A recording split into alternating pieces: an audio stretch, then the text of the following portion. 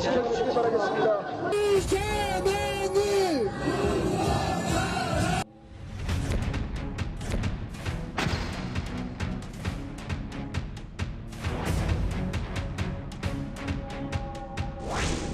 검찰이 이첩 출석 조사에 나가시죠. 당당하게 수사 받는다고 하셨어요.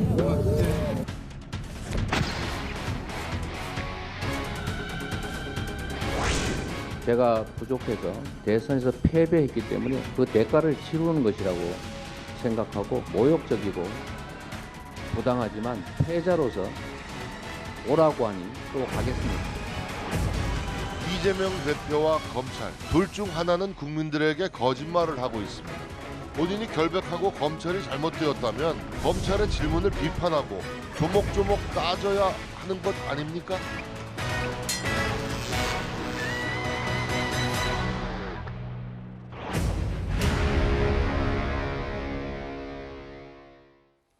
저희가 준비한 상위권 소식은 바로 지금부터입니다. 이재명 대표가 지난 주말에 본인 의혹의 핵심인 대장동 조사를 받기 위해 검찰에 나갔습니다. 여전히 정치적 파장이 만만치 않지만요. 그 얘기를 하기 전에 지난 주말에 서울중앙지검 조사실 안에서 무슨 일이 있었는지부터 짚어봐야 할 것 같습니다. 대장동 관련된 진술서가 제시가 됐을 때 그 대표님께서 잠시 좀 변호인하고 면담을 하겠다고 요청을 하시고 30분 정도 면담을 하신 후에 들어오셔서 다시 또 진술서로 가름하겠다 이렇게 하셨다는 보도가 나왔는데 전혀 사실이 아닌데. 그 부분은 전혀 사실이 아닌가요? 네, 그 30분 동안 딴 얘기 따로 그럴 시간 없었습니다.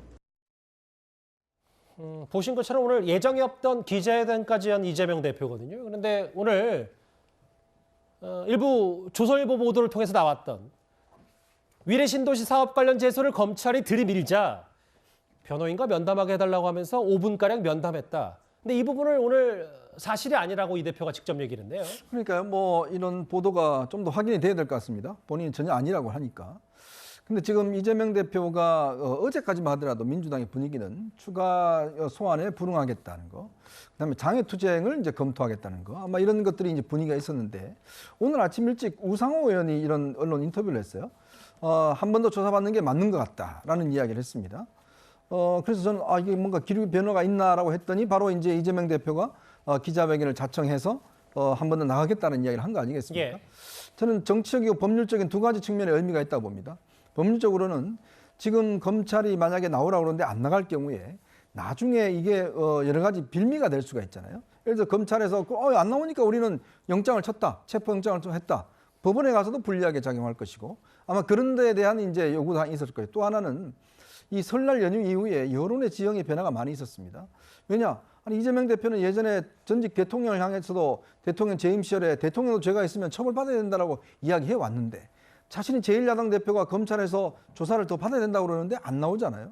이제 그러면 그때 말과 지금 말과 뭐가 다른가? 이 부분에 대한 논란이 있을 수가 있고 그 다음에는 아마 이제 지금 오늘 기자회견을 보면 대선에 패배했기 때문에 나오라면 나가겠다라는 이야기를 했습니다. 예. 그는 결국은 이 프레임 자체를 뭔가 본인이 죄가 있어서 나가는 게 아니라 대선 패배자이기 때문에 어쩔 수 없이 나가는 거다. 즉 정치적 프레임을 좀 바꾸기 위한 저는 그런 어떤 의도가 있는 게 아닌가 이렇게 보고 있습니다. 대통령 선거에서 져서 검찰이 부른 거다. 이 얘기는 저희가 또 이후에 심층적으로 논의할 기회는 있을 텐데 결국 이 보도 내용은 이 대표가 사실이 아니라고 했거든요. 중간에 조사 과정에서 내 변호인과 면담하게 해달라. 근데 5분가량 면담했고 이후 관련 질문에는 답변을 안 했다. 사실이든 아니든 저도 잘 모르겠어요. 이거는. 네. 실체 모르겠는데 다음 화면을 볼게요. 근데 이제 검찰의 시각은 지난번 성남지청에서 수사를 받을 때도 일부 알려지기로는 정진상이 그랬다는 거야? 믿어지지 않는자라고 하면서 어떤 문건을 들이밀자 그때부터 진술을 좀 사실상 거부한 거 아니냐. 이번에도 그런 비슷한 보도가 나왔다면 이 정도면 사실상 묵비권으로 볼 수 있다는 검찰의 시각인데 어떻게 좀 받아들이세요? 근데 이 보도도 지금 아침하고 그러니까 오전과 지금과 좀 약간 틀린 것 같습니다. 그러니까 어저께 저녁에 나온 보도만 하더라도 이재명 성남 시절 대장동 관련 문건이라 했거든요. 예. 근데 지금 나온 오후에 있어서의 보도는 위례신도시 사업 관련 자료 제시라고 돼 있어요. 예. 그러니까 이재명 대표 입장에서는 지난번 FC 사건도 나와 있습니다만은 그러니까 어떤 문건 이런 걸 제시했다는 것이 그러니까 그 보도된 것과 실제 조사를 받은 내용과는 약간은 다름에도 불구하고 이게 왜곡 보도가 된다고 지금 생각한 것 같거든요. 이 대표 입장에서는. 그렇습니다. 그렇기 때문에 진술서를 가름해서 얘기를 하고 왜냐하면 저는 이런 그 저번에 그 성남 FC 사건 관련 이후에 조사에 대한 태도, 조사에 대한 답변 이런 거에 대한 그 보도가 본인의 의사와는 다른 어떤 보도가 나왔기 때문에 거기에 약간은 이것은 아니다라고 검찰의 일방적인 주장이라고 그렇습니다. 생각하는 거네요. 그렇기 때문에 본인의 어떤 진술서로 가름하고자 했었던 것이고 그다음 진술서를 더욱더 자세하게 쓰고 이것을 공개하는 것이 맞겠다라고 얘기를 했던 것 같거든요. 저는 이런 면에서라면 검찰도 뭐 이렇게 부정확한 내용들을 흘릴 필요는 없지 않느냐 이런 생각을 해봅니다. 이제 뭐 무슨 취지는 알겠지만 네네네. 부정하다는 표현도 그렇죠. 검찰 이게 얘기가 아니라 이 예, 대표 측의 얘기이기 때문에 맞습니다. 뭐 그거는 또 예, 이제 주관적인 얘기이기 네, 때문에 맞습니다. 뭐 여러 해석들이 좀 나왔고 서울중앙지검 조사실 안에서 어떤 일이 있었는지는 앞으로도 좀 여러 후속 보도로 좀 나올 것 같은데요. 이 대표는 알려지기로는 유동규 전 본부장과의 관계에 대해서 선을 그었습니다. 오늘 기자회견을 자청했던데 이 내용도 나왔는데요. 화면을 같이 만나볼까요? 4월 달에 그 김만배 씨가 자신의 지분의 절반을 시장 측에 제공한다고 정진상 실장을 통해서 이렇게 이재명 대표한테 보고가 됐고 승인이 됐다고 이렇게 동수장에 나와 있는 그 부분에 대한 한번 설명을 좀 부탁드렸으면 합니다. 그렇게 했다는 증거가 어디 있습니까? 기자님이 들은 바에 의하면 증거가 어떤 게 있습니까? 그렇게 말을 했다고 하는 증거가? 누가 진술했답니까? 유동규 씨가 저한테 말했다고 합니까? 아니잖아요. 누구한테 말했답니까? 들었답니까? 전혀 알 수 없었는데. 유동규 씨가 진술이 어떻게 증거가 되죠? 증언에 대해서 수사는 할 수 있는 거 아닙니까? 아니, 수사야 할 수 있지요. 2014년에 그 지분을 저를 주겠다고 약속을 제가 승인을 했으면 왜 그렇게 하겠습니까? 또 한 가지 지분을 무슨 받기로 약속을 했으면 2016년에 제가 뭐 하려고 사업자들한테 1,120억이나 추가 부담시킵니까? 제 이익을 제가 뺏었다 그 말입니까? 상식적으로? 논리적으로 말이 안 되죠. 2014년 7월 20일 조 기자님 잠깐만요. 그 인터뷰를 했기 때문에 이제 그런 의심이 있는 거는 그래서 조 기자님한테 질문을 잘 안 시키려고 하는 거 좀 이해하시고 잠깐 제가 얘기 중이지 않습니까? 오늘 일부 기자와 설전 아닌 설전을 벼른 이 대표인데 유동규 전 본부장이 범죄 행위를 저지르면서 범죄 사실을 시장인 제게 알릴 이유도 없고 알릴 필요도 없다. 이렇게 얘기했고 오늘도 뭐 직접 기자에게 뭐 직접 들으신 게 있어요? 라고 반문까지 이 대표가 했거든요. 네. 그러니까 이제 검찰 조사를 받고 지금까지 나온 언론 보도까지 종합을 한 결과 이재명 대표는 중간 매개고리인 정진상 실장이 입을 열지 않는 한 유동규 씨의 진술만으로는 자신의 어떤 직접 혐의가 증거가 될 수 없다. 이렇게 굉장히 좀 자신감을 가지고 있는 것 같습니다. 그러니까 유동규 본부장의 얘기는 남욱 변호사가 만든 돈을 자신을 통해서 정진상 그 정무조정실장을 통해서 이재명 대표에게 전달했다. 그리고 이 대장동 사건으로 발생한 수익도 천화동인 1호의 지분도 이것도 정진상 실장 몫으로 해서 하기로 했다는 것을 이재명 대표에게 보고했다. 그러니까 간접 전원만 지금 유동규 씨의 간접 진술만 있는 상태이기 때문에 예. 그런 것이 곧 이재명 대표 자신이 그런 혐의를 받는 증거는 아니다. 지금 이렇게 방어막을 치고 있는 것으로 보입니다. 유동규로부터 범죄인 비밀 유출을 보고받고 승인한다는 건 상식밖이다. 사실 대장동 수사가 뭐 꼭 정권을 나누기보다는 지난 정권 검찰 수사 때는 유동규 전 본부장이 아마 핵심이다라는 결론까지 냈었고 천화동 1호도. 근데 이 대표도 오늘 그와 비슷한 취지인지 모르겠습니다만 본인한테 알릴 필요가 없다라고 얘기를 했는데요.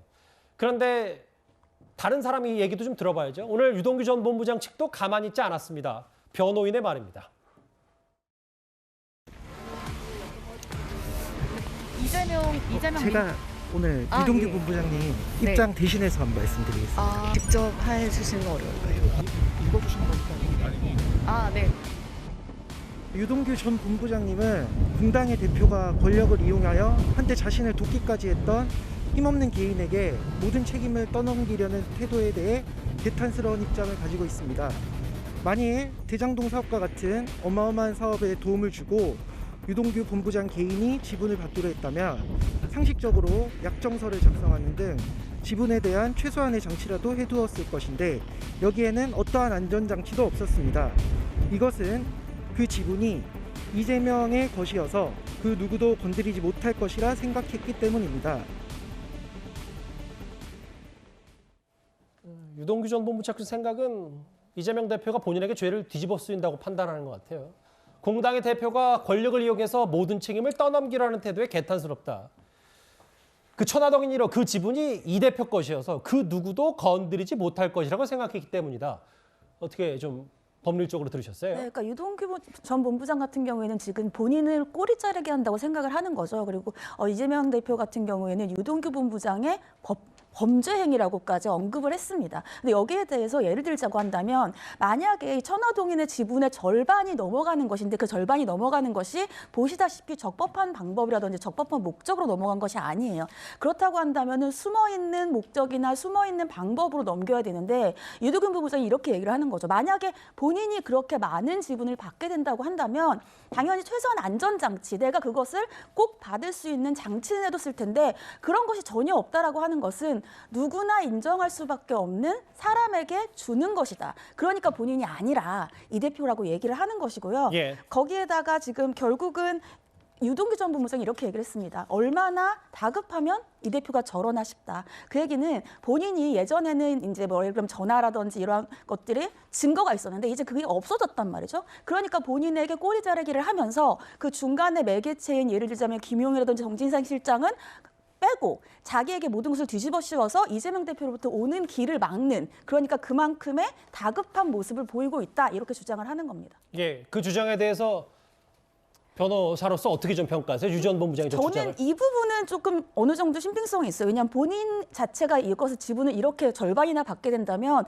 내가 아무런 장치를 안 해뒀겠느냐. 저는 이것은 상당히 신빙성이 있다고 생각을 하거든요. 예. 그런데 예를 들면 하다못해서 둘이서 만든 합의서라든지 약정서 몰래 쓴 것들이라도 있겠죠. 근데 지금 그런 것이 전혀 안 나오고 있기 때문에 그 누구라도 아무런 증거가 없어도 지분을 넘길 수밖에 없는 그러한 권한을 가진 사람일 것이다라고 얘기하는 데 있어서 저는 어느 정도 신빙성이 있다고 생각을 합니다. 최담배 변호사께서 말씀하시는 건 결국은 이 유 전 본부장 측의 주장 중에 내가 이거 지분을 받기로 했다면 최선의 안정장치 해뒀을 것인데 그런 거 없었다. 이 부분은 좀 상식적이다. 이 얘기를 하신 것 같아요.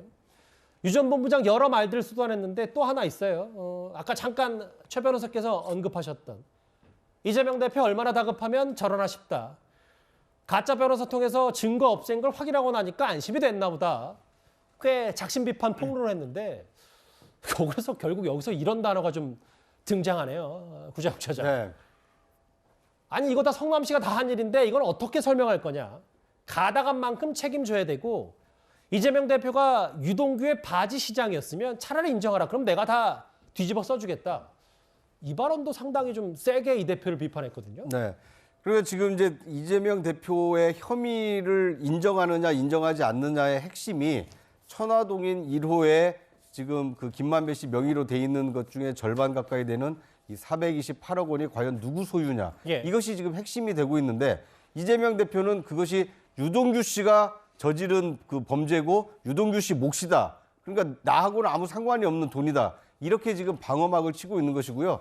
그렇게 얘기를 하니까 유동규 씨가 만약에 나를 위해서 당신이 성남시에서 그렇게 인허가를 해줬던 바지 시장이라고 인정을 해라. 그러면 그걸 내 몫이라고 내가 인정을 하겠다. 이렇게 얘기를 하고 있는 겁니다. 예. 그러니까 지금 이재명 대표의 경우에는 정진상 실장이 절대 그렇게 진술하지 않을 것이다. 그다음에 김만배 씨도 그렇게 얘기할 가능성이 높지 않다라고 보기 때문에 예. 이건 유동규 씨와 그 대장동 일당 간에 있었던 범죄 혐의지 정진상을 통해서 나까지 오는 범죄가 아니다. 이렇게 지금 이재명 대표는 방어막을 치고 있는 것이고요. 예. 유동규 씨의 경우에는 지금은 김만배와 정진상 실장이 입을 진실을 말하고 있지 않지만 결국에 가서는 그것이 이재명 대표 몫이었다는 것을 정진상 실장이 인정하고 김만배 씨가 인정을 한다면 결국 이재명 대표가 책임을 져야 될 것이다. 지금 이렇게 양측의 입장이 팽팽하게 맞서고 있다. 이렇게 볼 수 있을 것 같습니다. 물론 뭐 유 전 본부장의 주장입니다만 바지 사장은 많이 들어봤어도 바지 시장이라는 단어는 또 처음 들어보네요. 그런데요. 검찰이 이재명 대표를 다시 불의를 하는 이유는 정작 필요한 답변인 정진상, 김용 두 최측근의 얘기는 이재명 대표 진술서에는 빠졌기 때문입니다. 이분은 측근이라고 말씀하신 적 있으시죠? 아, 그럼요. 정진상은 여기서 바로 매일 서로 상의하고 있죠. 현 검찰 정권의 수사는 증자살인 3인 성호입니다. 정 실장님 힘내세요. 유동규 본부장이 1억 4천만 원 줬.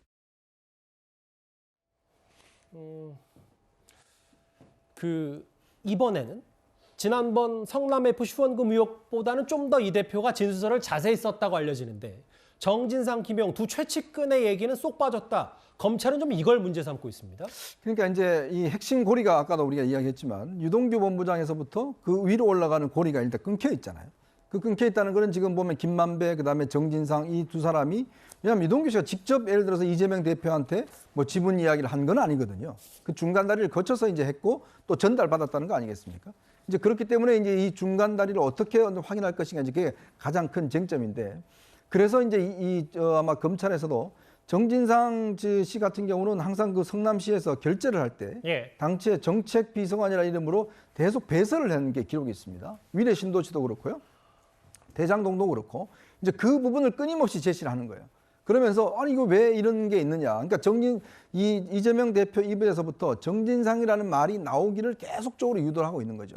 그래야지만 이제 중간 다리가 하는 건데 이제 재밌는 사실은 이제 이 내일부터 정진상 씨에 대한 재판이 진행이 됩니다. 맞아요. 예, 뭐 보석 신청을 했다고 하더군요. 내일 일단 변호인 간에 이제 일정을 협의하는 건데 그렇다면 지금 정진상 씨 같은 경우는 이제 그동안 구속돼 있는 상황에서 처음으로 법정에 나와서 이제 판사 앞에 만약에 이제 본인이 서명한 것이 나타나고 한다면 모든 부분은 그럼 자기가 떠안고 갈 것인지 아니면 남욱이나 지금 유동규 씨처럼 자기가 지은 죄만큼만 받고 갈 것인지 이제 그 결단의 시간이 다가오는 거거든요.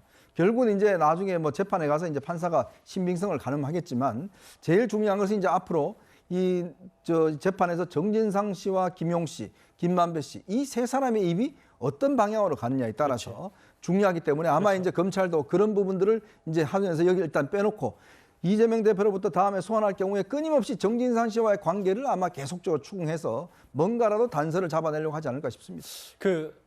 설 변호사께는 이걸 여쭤볼게요. 그러면 아니 뭐 사실 이 대표 입장에서 정진상 실장이 입을 열지 않고 있는데 본인이 진술서에 굳이 정 실장 관련된 얘기를 언급 안 할 수는 있어요. 근데 이거는 제1야당 대표로서의 정치적인 부분을 고려하지 않고 법적인 것만 고려하기 때문에 최측근은 어쨌든 구속이 됐잖아요. 근데 구속 여부와 상관없이 나는 정치적인 건 모르겠고 법적인 부분은 책임이 없다만 강조하는 거 아니냐 이런 시각도 있는데 어떻게 판단하십니까? 그러니까 지금까지 아까 이현정 의원님께서도 얘기를 했지만은 진술의 대부분은 남욱과 유동규는 유동규까지 그다음에 유동규가 김만배 일당과 김만배 씨 그다음에 남욱과 어떤 이익을 공유하기로 돼 있었다라는 내용까지 있었거든요. 근데 그 다음에 내용이 없어요. 그러니까 남욱 변호사 같은 경우도 최근 인터뷰를 통해서 보면 아니 그러니까 유동규를 보고 돈을 준 게 아니라 유동규 뒤에 있는 그쪽에 돈을 쓴다고 하니까 돈을 준 것이다. 이렇게 얘기를 하고 있단 말이죠. 그러면 돈을 준 것이다라는 것은 뭐냐면 추정이거든요. 본인의 추정. 그렇다고 한다면 지금 정진상 실장이나 김용 부원장 같은 경우에는 본인이 어떤 자금을 수수하지 않았다라고 얘기하는 상황에서 그러니까 이재명 대표 입장에서는 당연히 이 사람들의 내가 여기까지 받았다라고 확정지을 수는 없는 거거든요. 그렇기 때문에 지금의 진술서에서는 유동규까지가 오히려 맞다. 그리고 그 다음부터는 뭐 유동규 씨 진술에는 인터뷰 내용에는 뭐 이재명 시장한테 당시에는 직접 보고도 했었다라고는 하지만은 직접 보고할 수도 있었겠지만 어떠한 다른 내용이 없거든요. 그런 부분에 대해서 이제 검찰에서 이제 물증을 제시하면서 어떻게 이것을 입증할 것인가 이제 그런 부분만 남았다고 봅니다. 그러니까 제 질문은 또 비슷한 취지긴 합니다만 서울중앙지검 밖에서는 지지자들에게 여러 메시지를 전하면서 검찰이 수사를 하고 있지 않다, 정치를 하고 있다라고 얘기를 하지만 최측근의 구속 여부에 대해서는 별다른 유감 표명이 없기 때문에 그 부분은 딱 거기서 잘라서 본인은 법적인 것만 대응하는 거 아닌가 제가 그래서 그 질문을 드린 거예요. 네, 아니 지금은 어차피 이게 이제 정치적인 당연히 수사이지만은 법적인 문제를 따졌을 때는 거기까지만 일단은 현재까지 밝혀진 것까지만 얘기를 해야 되기 때문에 저는 뭐 당연히 여기 진술서에는 여기 부분까지만 들어가야 된다고 봅니다. 알겠습니다. 내일부터 정진상 전 실장의 재판이 진행되니까요. 어떤 얘기가 나올지가 꽤 관심사겠죠.